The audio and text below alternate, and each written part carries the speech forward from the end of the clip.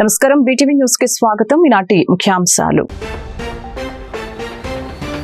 స్వచ్ఛాంధ్ర కేవలం ప్రభుత్వ కార్యక్రమం కాదని, అది మన జీవన విధానంగా మారాలని సీఎం చంద్రబాబు వెల్లడి. స్వచ్ఛాంధ్ర స్వర్ణాంధ్ర కార్యక్రమంలో పాల్గొన్న సీఎం, స్వచ్ఛాంధ్ర మన జీవన విధానం కావాలని సీఎం వెల్లడి. దేశ ప్రధాని నరేంద్ర మోదీ పిలుపు మేరకు ముఖ్యమంత్రి మార్గదర్శకత్వంలో స్వచ్ఛాంధ్ర స్వర్ణాంధ్ర కార్యక్రమాన్ని సెంట్రల్ నియోజకవర్గంలో ప్రజల భాగస్వామ్యంతో విజయవంతంగా అమలు చేస్తున్నామని సెంట్రల్ ఎమ్మెల్యే బోండా ఉమా వెల్లడి. పర్యావరణ పరిరక్షణ, ప్రజారోగ్య భద్రత, భావితరాల భవిష్యత్తు లక్ష్యంగా స్వచ్ఛాంధ్ర స్వర్ణాంధ్ర కార్యక్రమం చేపడుతున్నామని స్పష్టీకరణ. పశ్చిమ నియోజకవర్గంలో ఆక్రమణల్ని తొలగించిన వీఎంసీ అధికారులు. రోడ్డును ఆక్రమించి కట్టిన మెట్లను తొలగించిన వీఎంసీ అధికారులు. స్వచ్ఛాంధ్ర మన జీవన విధానం కావాలని ముఖ్యమంత్రి చంద్రబాబు నాయుడు అన్నారు. స్వచ్ఛ భారత్ స్ఫూర్తితో స్వచ్ఛాంధ్రను మరింత బలోపేతం చేస్తున్నామని సీఎం తెలిపారు. స్వచ్ఛాంధ్ర కేవలం ప్రభుత్వ కార్యక్రమం కాదని, అది మన జీవన విధానంగా మారాలని ముఖ్యమంత్రి నారా చంద్రబాబు నాయుడు తెలిపారు. శనివారం నగరిలో నిర్వహించిన స్వచ్ఛాంధ్ర స్వర్ణాంధ్ర కార్యక్రమంలో సీఎం మాట్లాడారు. నిరంతరం ప్రజాసేవలో పాల్గొని సమస్యని పరిష్కరించాలని తెలిపారు. అన్నదాత సుఖీభవ పథకాన్ని సమర్థవంతంగా అమలు చేస్తున్నామని, స్వచ్ఛ భారత్ స్ఫూర్తితో స్వచ్ఛాంధ్రను మరింత బలోపేతం చేస్తున్నట్లు తెలియజేశారు. విశాఖపట్నం, గుంటూరులో ఇప్పటికే ప్లాంట్లు పనిచేస్తున్నాయని అన్నారు. రాజమండ్రి, నెల్లూరు, కడప, కర్నూలులోనూ నూతన ప్లాంట్లను ఏర్పాటు చేస్తున్నామని తెలిపారు. మనం తాగే నీళ్లు సురక్షితంగా ఉండాలి. తినే తిండి కాలుష్యం లేకుండా, మనం తినే తిండి కూడా బాగా ఉంటే ఆరోగ్యం బాగుంటుంది. మంచి తిండి రావాలంటే, మంచి నీళ్లు దొరకాలంటే మనం వేసే పంటల భూమి కూడా స్వచ్ఛందంగా ఉండాలి. ఇవన్నీ చేయాలంటే మన ఆలోచనలు కూడా స్వచ్ఛంగా ఉండాలి. చెడు ఆలోచనలు పెట్టుకొని నేరస్తులు రాజకీయాలు చేస్తే ఏమవుతుందో మనం గతంలో చూసాం. అలాంటి స్వచ్ఛమైన ఆలోచనలు ఉంటే తప్ప ఈ రాష్ట్రానికి, ఈ దేశానికి భవిష్యత్తు ఉండదని చెప్పి కూడా నేను మీకు తెలియజేస్తున్నా. నేను ఒక లక్ష్యంతో మీ దగ్గరికి వస్తున్నా. నేను ఈరోజు కొత్త కాదు.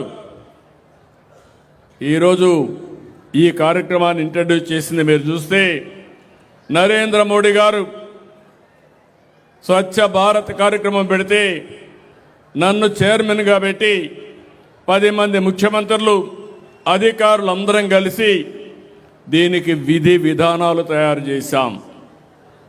భారతదేశం స్వచ్ఛ భారతదేశం వైపుగా ముందుకు పోవాలని, అదే మరి ఆంధ్రప్రదేశ్ రాష్ట్రాన్ని స్వచ్ఛ ఆంధ్రప్రదేశ్, స్వర్ణాంధ్రప్రదేశ్గా చేయాలని ఈ కార్యక్రమాన్ని పెట్టుకున్నాం.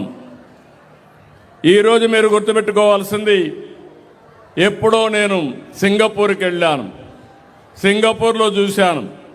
సింగపూర్లో చూస్తే రోడ్లు పరిశుభ్రంగా ఉంటాయి, ఆలోచన స్వచ్ఛంగా ఉంటుంది, గాలి స్వచ్ఛంగా ఉంటుంది, అందరికీ ఆదాయం పెరిగింది. అది చూసిన తర్వాత హైదరాబాద్లో, సమైక్య ఆంధ్రప్రదేశ్లోనే నేను ఆ రోజు ఏదైతే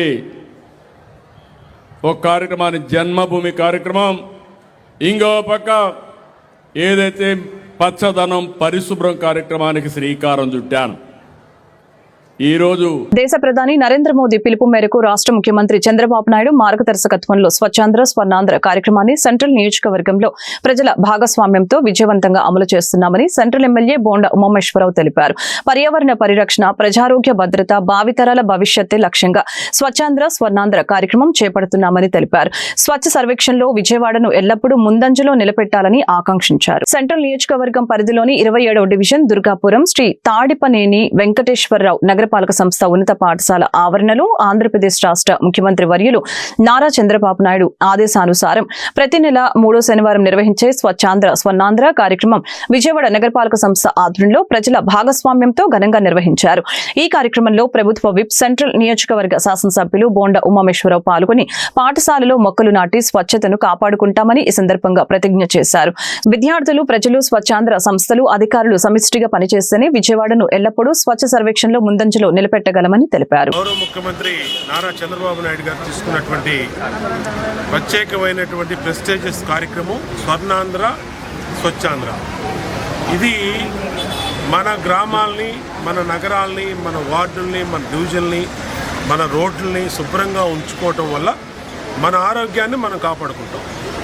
కాబట్టి దీన్ని పెద్ద ఎత్తున విజయవాడ కార్పొరేషన్ వాళ్ళు విజయవాడ సిటీలో పెద్ద ఎత్తున అమలు చేస్తూ వల్ల ఇప్పటికీ విజయవాడ దేశంలోనే 5th ర్యాంక్ వచ్చింది, 5 స్టార్ రేటింగ్ వచ్చింది, అనేక అవార్డులు వచ్చినాయి.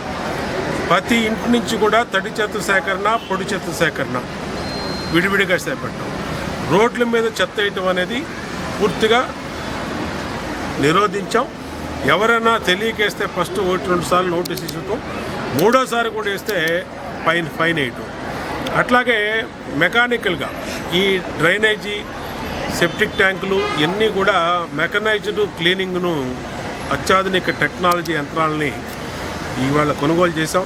దానివల్ల మనుషులతో చేపించే పని అనేది అరికట్టి మిషన్స్తో చేస్తూ ఉన్నాం. అలాగే చెత్త ద్వారా సంపద సృష్టించడం, చెత్తని పవర్ తయారు చేసే విధంగా జిందాల్ పవర్ ప్లాంట్ ద్వారా గుంటూరులో, విజయవాడ నగరంలో ప్రతిరోజు 700 టన్నులు వస్తాయి. ఆ 700 టన్నుల చెత్తని పవర్ని ఉత్పత్తి చేసే విధంగా చెత్త నుంచి సంపద సృష్టిస్తూ ఉన్నారు. అంటే అన్ని రకాలుగా చర్యలు తీసుకోవడం వల్ల ఇవాళ విజయవాడ నగరం పరిశుభ్రతలో నెంబర్ 1 ప్లేస్లో ఉంది. దీన్ని మనం కాపాడుకోవాలి. అందుకనే ప్రతి నెల 3వ శనివారం నాడు ప్రత్యేక డ్రైవ్ తీసుకుని అన్ని డివిజన్లో కూడా శానిటేషన్ని, కాలువలు శుభ్రం చేయటం, చెత్తను ఎక్కడన్నా ఉంటే దాన్ని రిమూవ్ చేయటం, అట్లాగే శానిటేషన్ సిబ్బంది, ప్రజలు, డ్వాక్రా సిబ్బంది, స్థానిక పార్టీ నాయకులు అందరూ కూడా పెద్ద ఎత్తున పాల్గొని ఆ కార్యక్రమాల్లో పాల్గొంటూ ఉన్నారు. దీన్ని మరింతగా ముందుకు తీసుకెళ్తాం. ముఖ్యమంత్రి కూడా ప్రతి 3వ శనివారం వన్ టౌన్ పంజా సెంటర్లో విజయవాడ నగరపాలక సంస్థ అధికారులు నిబంధనలకు విరుద్ధంగా కట్టిన ఆక్రమణల్ని తొలగించాలి. నిత్యం రద్దీగా ఉండే వన్ టౌన్ పంజా సెంటర్లో వ్యాపారస్తులు రోడ్డును ఆక్రమించి మెట్లు పెట్టారు. ఆ నేపథ్యంలో రోడ్డును ఆక్రమించి కట్టిన మెట్లను అధికారులు వారు తొలగించారు. వ్యాపారులు ఖచ్చితంగా నిబంధనలు పాటించాలని అధికారుల ఆదేశాలు జారీ చేశారు. నగరంలో ఎక్కడైనా నిబంధనలకు వ్యతిరేకంగా ఏది కట్టినా తొలగిస్తామని హెచ్చరిక జారీ చేశారు.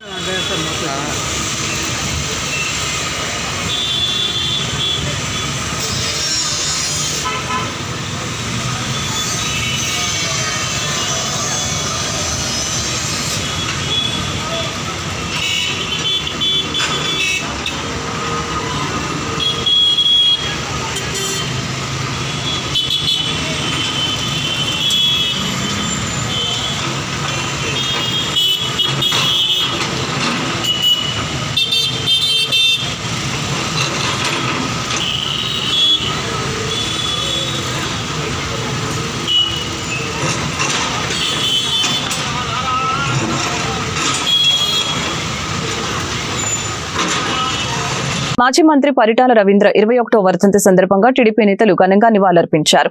పేదలు, బలహీన వర్గాల సంక్షేమం కోసం నిరంతరం కృషి చేసిన నేతగా పరిటాల రవీంద్ర ప్రజల గుండెల్లో ప్రత్యేక స్థానం సంపాదించారని ముఖ్యమంత్రి చంద్రబాబు కొనియాడారు. ప్రజాసేవను ధ్యేయంగా రాజకీయ జీవితాన్ని కొనసాగిస్తూ అభివృద్ధి కార్యక్రమాలతో అనంతపురం జిల్లా ప్రజల విశ్వాసాన్ని పొందారని ఆయన తెలిపారు. ఈ సందర్భంగా ముఖ్యమంత్రి చంద్రబాబు తన ఎక్స్ వేదికగా నివాళులర్పించారు. విజయవాడ మున్సిపల్ కార్పొరేషన్ లో ఆ 9 గ్రామాల విలీనమే లక్ష్యమని ఎమ్మెల్యే యార్లగడ్డ వెంకట్రావు తెలియజేశారు.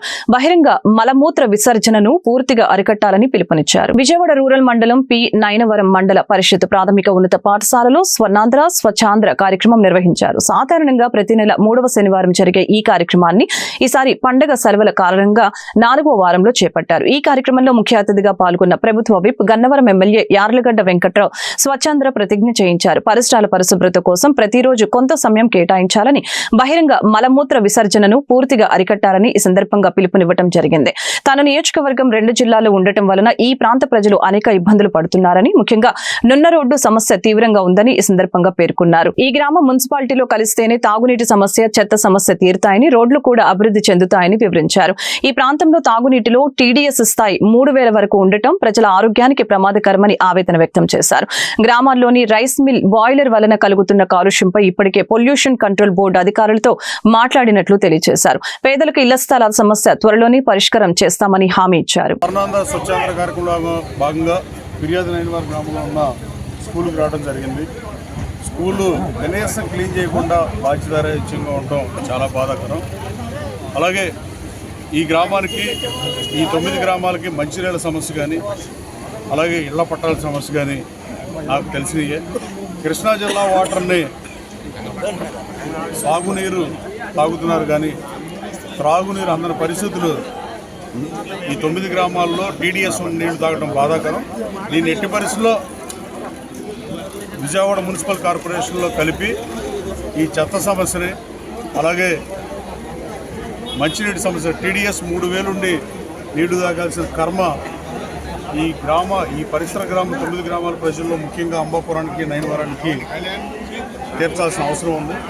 ఇక్కడి నుంచి గోడవల వరకు విజయవాడ రూరల్గా ఉన్న మండలంలో విజయవాడ మున్సిపల్ కార్పొరేషన్లో కలపాల్సిందిగా గౌరవ ముఖ్యమంత్రి గారిని అసెంబ్లీలో కోరా. మరోసారి అసెంబ్లీలో మాట్లాడి ముఖ్యమంత్రి గారిని ఒప్పించి ఈ 9 గ్రామాలను కలిపితే చెత్త సమస్యకి, మంచినీటి సమస్యకి తక్షణ పరిష్కారం లభిస్తుంది. అలాగే ఇక్కడ ఈ ఊరు గ్రామస్తులందరూ ఈ ఒక రైస్ మిల్ ఉండటం వల్ల చాలా ఇబ్బందిగా ఉన్న పరిస్థితి. నేను చాలా బాధలు పడుతున్నాను, ఆడవాళ్ళు ఓపోయిన పరిస్థితి. ఈ పొల్యూషన్ బోర్డు కాల్ చేసి మాట్లాడా, నిన్న వచ్చి వెరిఫై చేశారు. మొన్న గ్రీవియన్స్లో పెడితే ఆయన చెప్పేది బాయిలర్ పర్మిషన్ లేకుండా రన్ చేస్తున్నారని, తక్షణం ఆపమని చెప్పారంట. ఆ సమస్యను పరిశీలించా. రాబోయే కాలంలో ప్రజా సమస్య పరిష్కారమే చేయంగా గన్నవరం నియోజకవర్గ అభివృద్ధి లక్ష్యంగా ఈ నియోజకవర్గంలో కృష్ణా యూనివర్సిటీ నయనవరంలో తీసుకొస్తానికి ప్రయత్నాలు ముమ్మరం చేశా. దాదాపు అతి త్వరలో అది అక్షర కార్యరూపం దాల్సిన భావిస్తున్నా. Thank you. నకిలీ మద్యం కేసులో గత కొంతకాలంగా అండర్ ట్రయల్ ఖైదీలుగా జైల్లో ఉన్న మాజీ మంత్రి, వైసీపీ సీనియర్ నేత జోగి రమేష్, ఆయన సోదరుడు రాము విడుదలయ్యారు. ములకల చెరువు కల్తీ మద్యం కేసులో వారికి కోర్టు బెయిల్ మంజూరు చేసింది. 2 రోజుల క్రితమే ఇబ్రహీంపట్నం కేసులోనూ కోర్టు బెయిల్ మంజూరు చేసింది. తాజాగా రెండో కేసులో కూడా బెయిల్ మంజూరు కావడంతో జోగి సోదరులు శుక్రవారం జైలు నుంచి విడుదలయ్యారు. ఈ సందర్భంగా జోగి రమేష్ మీడియా ప్రతినిధులతో మాట్లాడుతూ కూటమి ప్రభుత్వంపై తీవ్ర విమర్శలు గుప్పించారు. తమపై అక్రమ కేసులు బనాయించి రాజకీయంగా వేధించడమే లక్ష్యంగా ప్రభుత్వం వ్యవహరిస్తుందని ఆయన ఆరోపించారు. 83 రోజుల పాటు తనను, తన సోదరుణ్ణి జైల్లో ఉంచి నరకం చూపించారని, ఉద్దేశపూర్వకంగానే వివిధ జైళ్లకు తిప్పుతూ మానసికంగా కుంగతీశారని తెలిపారు. ఈ కేసులో కుట్రకోణం దాగి ఉందని, అందుకే దీనిపై సిబిఐ విచారణ జరిపించాలని కోరుతూ తాను ఇదివరకే హైకోర్టును ఆశ్రయించినట్లు తెలియజేశారు. ఒక అక్రమ కేసు పెట్టి, ఫేక్ కేసు పెట్టి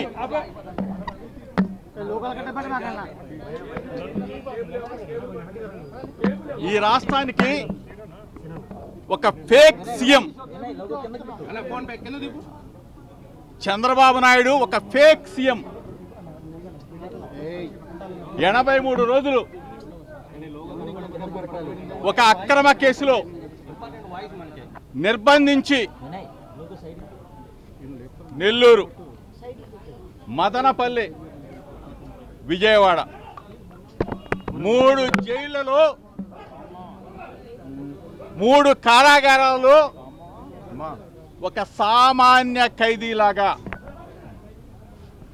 ఎన్ని ఇబ్బందులు పెట్టారో ఈ రాష్ట్ర ప్రజలకు ఒకసారి మీ ద్వారా తెలియజేస్తాం. అక్రమ మద్యం కేసు బనాయించేటప్పుడు చంద్రబాబు నాయుడిని, చంద్రబాబు నాయుడు కుటుంబాన్ని, లోకేష్ కుటుంబానికి నేను ఒక విజ్ఞప్తి చేశా. మీ ద్వారా పదే విజ్ఞప్తి చేశా. సిబిఐ ఎంక్వైరీ కోరుతూ హైకోర్టుని ఆశ్రయించా. హైకోర్టుని ఆశ్రయిస్తే వెంటనే వచ్చి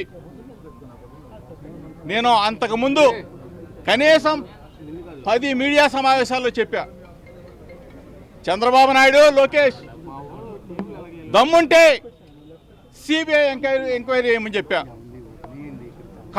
కూడదంటే నార్కో ఎనాలిసిస్ టెస్ట్ కైనా సిద్ధం అని చెప్పా. లై డిటెక్టర్ టెస్ట్ కైనా సిద్ధం అని చెప్పా. తిరుమల వెంకన్న స్వామి సన్నిధికి వస్తే, నీ భార్యాబిడ్డలతో వస్తే నా కుటుంబ సభ్యులతో వస్తా, ప్రమాణం చేస్తానని చెప్పా. అమ్మ కనకదుర్గమ్మ దగ్గరికి వస్తే ప్రమాణం చేద్దామని రమ్మని చెప్పి అడిగా. ఇవన్నీ కాకపోతే చంద్రబాబు నాయుడు ఇంటికైనా వస్తాను. జోగి రమేష్ తప్పు చేశాడని ఒక మాట చెప్పండి. జోగి రమేష్ తప్పు చేశాడని ఒక మాట చెప్పు. ఏ శిక్షనైనా అనుభవిస్తానని చెప్పా. చేతగాని చవట సన్నాసులు ఒక సిట్ అనే ఒక చంద్రబాబు నాయుడు చెబితే కూర్చోమంటే కూర్చుంటారు, నిలబడమంటే నిలబడతారు. డ్రగ్స్ అనేది కేవలం ఆరోగ్య సమస్య, నేరానికి సంబంధించిన సమస్య కాదని, దేశ భద్రతకు సంబంధించిన సమస్య అని ఈగల్ విభాగాధిపతి ఆకే రవికృష్ణ తెలిపారు. దేశాన్ని ప్రేమించే ఏ ఒక్క వ్యక్తి డ్రగ్స్ ను వినియోగించారని, డ్రగ్స్ ను వినియోగిస్తున్నారంటే టెర్రరిజాన్ని ప్రోత్సహిస్తున్నట్లేనని పేర్కొన్నారు. డ్రగ్స్ కేసులో పట్టుపడితే 10 నుంచి 20 సంవత్సరాల జైలు శిక్ష పడుతుందని, పాస్పోర్టు, బెయిల్, వీసా రాదని చెప్పారు. Elite anti narcotics group for law enforcement సహకారంతో ఆస్టర్ రమేష్ హాస్పిటల్స్ ఆధ్వర్యంలో నో టు డ్రగ్స్ వాక్థాన్ ను నగరంలో నిర్వహించారు. మాదక ద్రవ్యాల వినియోగం వలన కలిగే దుష్ప్రభావాలపై ప్రజల్లో అవగాహన కల్పించేందుకు విజయవాడ ఇందిరాగాంధీ మున్సిపల్ స్టేడియం వద్ద నుంచి నిర్వహించిన ఈ వాక్థాన్ ను ఈగల్ విభాగాధిపతి Ake Ravikrishna, Vijayawada police commissioner SP Rajasekhar Babu, Aster Ramesh ఆసుపత్రి MD doctor P Ramesh Babu తదితరులు పాల్గొని జెండా ఊపి ప్రారంభించడం జరిగింది. ఈ సందర్భంగా ఆకే రవికృష్ణ మాట్లాడుతూ భారతదేశంలో యువ సంపద ఎక్కువ అని, ఏ దేశానికి వెళ్లినా భారతదేశ యువత కనపడతారని తెలిపారు. భారతదేశంలోని యువతను బలహీనపరిచేందుకు విదేశాల కుట్ర పన్నుతున్నాయని చెప్పారు.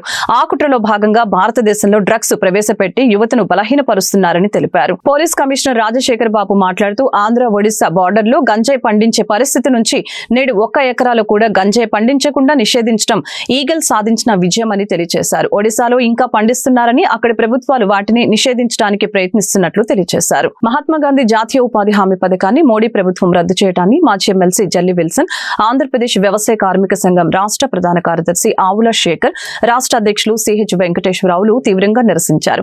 గ్రామీణ ప్రాంతంలోని వ్యవసాయ కూలీలకు, పేదలకు పని కల్పించేందుకు ఏర్పడిన పథకానికి పేరు మార్చి మోడీ ప్రభుత్వం నిర్వీర్యం చేసిందని ఆగ్రహం వ్యక్తం చేశారు.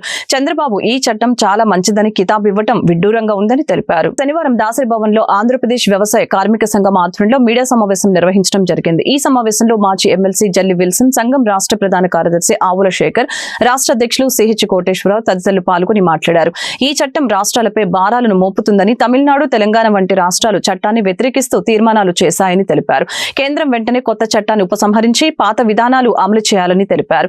జీ రామ్జీ చట్టానికి వ్యతిరేకంగా కేంద్రం అనుసరిస్తున్న వైఖరికి నిరసనగా జనవరి 30 గాంధీజీ వర్ధంతి నాడు అన్ని మండల కేంద్రాలలో సామూహిక సత్యాగ్రహాలు నిర్వహిస్తున్నట్లు తెలియజేశారు. ఫిబ్రవరి 1 నుంచి 8 వరకు గ్రామీణ ప్రాంతాలలో వివిధ రూపాలలో ప్రచార కార్యక్రమాలు నిర్వహిస్తామని అన్నారు. 5వ సంవత్సరంలో మహాత్మా గాంధీ జాతీయ గ్రామీణ ఉపాధి హామీ చట్టం రూపుదాల్చినప్పుడు ఆ రోజున ఉన్నటువంటి యూపీఏ ప్రభుత్వం అన్ని రాజకీయ పక్షాలని, ప్రజా సంఘాలని, వ్యవసాయ కార్మిక సంఘాలని, వీరందరి యొక్క అభిప్రాయాలు తీసుకొని వాస్తవంగా దీర్ఘకాలంగా కరువు కాటకాలతో ఉన్నటువంటి వారిని, పేద రైతుల్ని, కూలీల్ని ఆదుకునేందుకు కనీసం 100 రోజులు గ్యారంటీగా పనులు కల్పించాలనేటువంటి ఉద్దేశంతో కనీస వేతనం ఇవ్వాలనేటువంటి దానితోటి ఆ రోజున చట్టం రూపుదాల్చింది. దాని మీద అన్ని రాష్ట్రంలో ఉన్నటువంటి ఉమ్మడి రాష్ట్రంలో కూడా, మన దేశంలోనే కాక ఉమ్మడి రాష్ట్రంలో కూడా అన్ని జిల్లాల్లోనూ దానికి అవగాహన సదస్సులు ఇవన్నీ పెట్టి ప్రజల్ని సమాయత్తపరచడం అనేది జరిగింది, అవగాహన కల్పించడం అనేది జరిగింది. ఫలితంగా గ్రామీణ పేదలు ఈ చట్టాన్ని చాలా ఉపయోగించుకొని ఎంతో అభివృద్ధి చెందటం అనేది జరిగింది. కుటుంబాలు పనులకు వెళ్ళటం, దీనివల్ల వారి యొక్క పిల్లల చదువులు కానీ, పిల్లల యొక్క పెళ్ళిళ్ళు కానీ, ఇళ్ల నిర్మాణం కానీ ఆర్థికంగా పెద్ద వెసులుబాటు జరిగింది. ఈ ఉపాధి హామీ చట్టం రావటం వల్ల పేద ప్రజలు బ్యాంకు మెట్లు ఎక్కుతున్నారు. అలానే గ్రామీణ ఆర్థిక వ్యవస్థ చాలా పుంజుకున్నదని చెప్పి ఆ రోజున ఉన్నటువంటి రిజర్వ్ బ్యాంక్ గవర్నరు రఘురామరాజన్ గారు కూడా ఆయన చెప్పడం అనేది జరిగింది. ఇవాళ ఈ చట్టం వచ్చిన తర్వాత ఉపాధి కూలీలు మాకు దొరకట్లేదని చెప్పేసి భూస్వాములు, కార్పొరేట్లు, పెట్టుబడిదారులు వీరందరూ మాకు పనులకు రావట్లేదని చెప్పి పెద్ద కుట్రతోటి జీ రామ్జీ చట్టాన్ని రద్దు చేయాలని చెప్పేసి, మహాత్మా గాంధీ జాతీయ గ్రామీణ ఉపాధి హామీ చట్టాన్ని కొనసాగించాలని చెప్పేసి ఏర్పాటు చేసినటువంటి విలేకరుల సమావేశంలో నాతో పాటు ఆంధ్రప్రదేశ్ వ్యవసాయ కార్మిక సంఘం రాష్ట్ర గౌరవాధ్యక్షులు, మాజీ శాసనమండలి సభ్యులు పెద్దలు జల్లి విల్సన్ గారు, రాష్ట్ర అధ్యక్షులు సిహెచ్ కోటేశ్వరరావు గారు, ఈ సమావేశంలో సిపిఐ రాష్ట్ర కార్యదర్శి ఈశ్వరయ్య గారు కూడా పాల్గొనేది ఉండేది. అయితే అర్జెంట్ పని మీద అనుకోకుండా వెళ్ళిపోవడం జరిగింది. దీనికి చింతిస్తూ ఉన్నాం. ముఖ్యంగా ఈరోజు జాతీయ గ్రామీణ ఉపాధి హామీ చట్టాన్ని మోడీ ప్రభుత్వం నిర్దాక్షిణ్యంగా రద్దు చేసి జీ రామ్జీ పేరుతో కొత్త బిల్లును తీసుకురావడం జరిగింది. దీనివల్ల ఈరోజు ఈ దేశంలో ఉన్నటువంటి పేద ప్రజానీకానికి తీవ్ర విఘాతం కలుగుతుంది అనేటువంటిది ఈరోజు ఆంధ్రప్రదేశ్ వ్యవసాయ కమిషన్ అభిప్రాయపడతా ఉంది. మరి మహాత్మా గాంధీ జాతీయ గ్రామీణ ఉపాధి హామీ చట్టం గ్రామీణ ప్రాంతాల్లో ఉన్నటువంటి గ్రామీణ ప్రాంతాల్లోనే పనిచేసుకునే విధంగా వలసలు వెళ్లకుండా నిరోధించాలని చెప్పేసి తెచ్చినటువంటి చట్టం ఇది. దశాబ్దాలుగా వామపక్షాలు వ్యవసాయ కార్మిక సంఘాలు పోరాటం చేసిన సందర్భంగా 2004లో యూపీఏ ప్రభుత్వం అధికారంలోకి వచ్చిన తర్వాత ఆ రోజునటువంటి వామపక్షాల దాదాపు 63 మంది ఎంపీలు ఉన్నప్పటికీ కూడా మాకి అధికారం ముఖ్యం కాదు, మంత్రి పదవులు ముఖ్యం కాదు, ఈ దేశంలో ఉన్నటువంటి పేద ప్రజానీకానికి ఉపాధి పెట్టేటువంటి చట్టం కావాలని చెప్పేసి ఆ రోజు వామపక్ష పార్టీల ఎంపీలు కోరిన నేపథ్యంలో మరి ఈ చట్టం 2004లో కామన్ మినిమం ప్రోగ్రాంలో పెట్టి ఈ చట్టం వచ్చే విధంగా, ఉపాధి హామీ చట్టం వచ్చే విధంగా ఆ రోజు వారు కృషి చేయడం జరిగింది.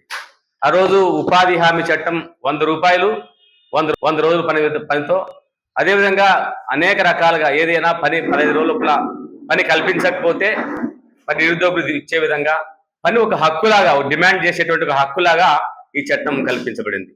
మరి ఆ రోజు నుంచి దాదాపు గత 20 సంవత్సరాలుగా ఈ పథకం కొంత ఒడ్డురూపులు ఉన్నప్పటికీ కూడా గ్రామీణ ప్రాంతాల్లో నివసిస్తున్నటువంటి గ్రామీణ పేదలు, ముఖ్యంగా దళితులు, గిరిజనులు, మహిళలు, బడుగు బలహీన వర్గాల వారు మరి కులాలకు అతీతంగా, మతాలకు అతీతంగా ఈ పథకంలో పనిలో పనిచేసుకోబట్టి వారికి వచ్చినటువంటి ఆదాయంతోన గ్రామీణ ప్రాంతాలు వాళ్ళు వలసలతోటి మోడీ ప్రభుత్వం ఈ ఉపాధి హామీ పథకానికి నీళ్లు వదిలి నిర్వీర్యం చేస్తుంది. వాస్తవంగా ఈ మహాత్మా గాంధీ జాతీయ గ్రామీణ ఉపాధి హామీ పథకం పేరును మార్చటం, అలాగే విధానాల్ని మార్చటం కానీ చూస్తే గత 11 సంవత్సరాలుగా మోడీ ప్రభుత్వానికి ఉపాధి హామీ పథకం అమలు జరపడం అనేది ఇష్టం లేదు, అమలు జరిపే దాంట్లో చిత్తశుద్ధి లేదనేది స్పష్టంగా కనిపిస్తుంది. ప్రతి సంవత్సరం కూడా ఈ హామీ పథకానికి కేటాయించిన నిధుల్ని కోత పెడుతూ చివరికి ఇప్పుడు పొమ్మనకుండా పొగబెట్టి పారదోలే పద్ధతుల్లో ఈ పథకానికి చాలా తప్పుడు వ్యవహార పద్ధతులు అనుసరిస్తోంది. ముఖ్యంగా 40% రాష్ట్రాలు భరించాలని, 60% కేంద్రం భరిస్తుందని చెప్పేసి చెప్పటం, అంతకుముందు 90% భరించేటువంటి కేంద్రం 60%కి తగ్గించుకోవటం అనేది కానీ చూస్తే, కేంద్రాలు అప్పులు ఊపులో కూరుకొని నానా ఇబ్బందులు పడుతుంటే అన్ని రాష్ట్రాలు వాళ్ళకి 40% అని కేటాయించడం అనేది ఎటో రాష్ట్ర ప్రభుత్వాలు భరించలేవు. కాబట్టి క్రమేణా రాష్ట్రాల మీదకి నెట్టేసేసి ఈ ఉపాధి హామీ పథకం పాతిపెట్టి సమాధి చేయాలనేటువంటి కుట్ర మోడీ చేస్తున్నారు. అలాగే ప్రజల్ని నమ్మించి మోసం చేయటం కోసం 100 రోజుల నుంచి 125 రోజులకి పెంచుతున్నామని చెప్పేసి ఒక బోగస్ విధానాన్ని చెప్తూ ఉన్నారు. అది తప్పు. అసలు పథకమే అమలు జరపడానికి వీలు లేని పరిస్థితుల్లో నిధులు ఇవ్వకుండా కేంద్ర రాష్ట్రాలపై నెట్టి ఆ విధంగా చేస్తున్నటువంటి కేంద్రం ఇప్పుడు 125 రోజులు పనిదినాలను పెంచామని చెప్పి చెప్పడం అది ఒట్టి బూటకం. అందువల్ల దాదాపుగా 4-5 దశాబ్దాల పాటు దేశవ్యాప్తంగా పేదవాళ్ళంతా పోరాటాలు జరిపి తిండైనా పెట్టండి లేకపోతే పనైనా కల్పించండి అని చెప్పేసి నినాదంతో స్వాతంత్రం వచ్చిన దగ్గర చేసి వార్తలు ముగించే ముందు ముఖ్యాంశాలు మరొకసారి. స్వచ్ఛాంధ్ర కేవలం ప్రభుత్వ కార్యక్రమం కాదని, అది మన జీవన విధానంగా మారాలని సీఎం చంద్రబాబు వెల్లడి. స్వచ్ఛాంధ్ర స్వర్ణాంధ్ర కార్యక్రమంలో పాల్గొన్న సీఎం. స్వచ్ఛాంధ్ర మన జీవన విధానం కావాలని సీఎం వెల్లడి. దేశ ప్రధాని నరేంద్ర మోదీ పిలుపు మేరకు ముఖ్యమంత్రి మార్గదర్శకత్వంలో స్వచ్ఛాంధ్ర స్వర్ణాంధ్ర కార్యక్రమాన్ని సెంట్రల్ నియోజకవర్గంలో ప్రజల భాగస్వామ్యంతో విజయవంతంగా అమలు చేస్తున్నామని సెంట్రల్ ఎమ్మెల్యే బోండా ఉమా వెల్లడి. పర్యావరణ పరిరక్షణ, ప్రజారోగ్య భద్రత, భావితరాల భవిష్యత్తు లక్ష్యంగా స్వచ్ఛాంధ్ర స్వర్ణాంధ్ర కార్యక్రమం చేపడుతున్నామని స్పష్టీకరణ. పశ్చిమ నియోజకవర్గంలో ఆక్రమణల్ని తొలగించిన వీఎంసీ అధికారులు. రోడ్డును ఆక్రమించి కట్టిన మెట్లను తొలగించిన వీఎంసీ అధికారులు. ఈ వార్తలు ఇంతటితో సమాప్తం. మరొక బులెటిన్లో మళ్ళీ కలుద్దాం. నమస్కారం.